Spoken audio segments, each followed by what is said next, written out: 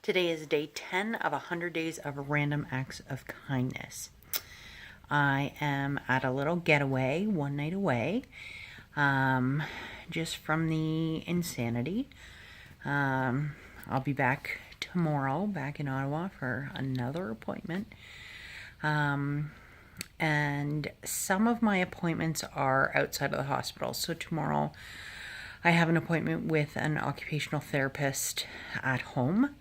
So I had been connected with some community services when I was in chemo, and for whatever reason I haven't been connected. Like, that was just all through the cancer center, and this time I've had to do a lot more kind of advocating for myself. So through that, there's an occupational therapist coming, and she'll just tell us kind of what I'll need. I know a chairlift is kind of in the works, which is A, super expensive, and B, I don't know, there's just like this weird like shame associated with it. Obviously I didn't ask for the cancer, I didn't break my own hip, but it is a strange kind of, I don't really want a chairlift at 33, not really top of my priority list, but it seems to be that these professionals keep saying that I shouldn't be, I don't know, walking unassisted or climbing stairs or so she's coming, and then in addition I do book some appointments myself, to whether it's massage or Reiki or naturopath, just to kind of try to help heal the rest of my body that's going through so much. You can still hear shortness of breath and all the fun side effects, but they haven't gotten terribly worse, I wouldn't say. But I do need to break it feels like every 10 steps I'm just kind of toast. In addition to some of those other appointments is reflexology. And so I've found somebody local who I absolutely adore. She's just this wonderful light spirit who's so sweet.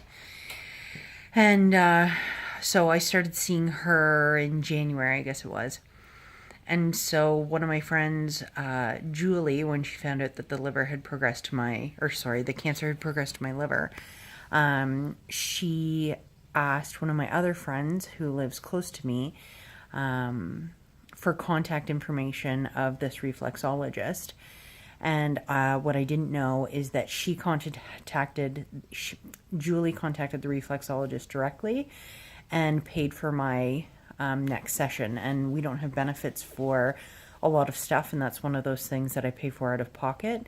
And so my friend Julie texted me and said, your next treatment is covered, so just go enjoy. And although reflexology is really focused on your feet, it does treat your whole body via your pressure points in your feet. And it's this lovely hour-long session of me just being calm, and I find it slows my mind down, and it helps me make decisions and things that you wouldn't think by massaging your feet that it would have any impact, but it absolutely does. And it was just so nice to go in there, and I find sometimes I go on to buy and sell items in our home in order to pay for things. We're fine, and I like reflexology, although it's very beneficial to me, it also isn't a necessity. So I know if I said to Keith I need to go to reflexology every day for the rest of my life, he would say, well, find a way to pay for it. But we find ways. I make it sound worse than it is. We're fine. We're just down to one income, and but we absolutely find ways. And it was just such a absolute treat. Like, what a sweet and kind thing to do.